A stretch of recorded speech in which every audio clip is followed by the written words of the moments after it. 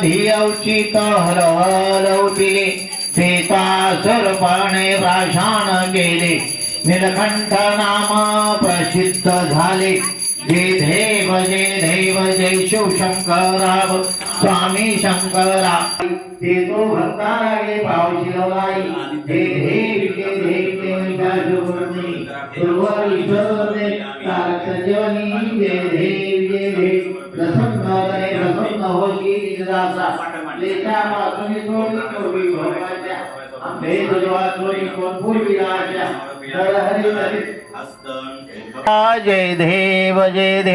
सत्ययुगामध्ये अवतार घेतला शंभो देवाच्या मळी अवतरला गायी भक्तांचा संभाळ करण्याला दुष्ट लोकाला शिक्षा देण्याला जय देव देवा देवा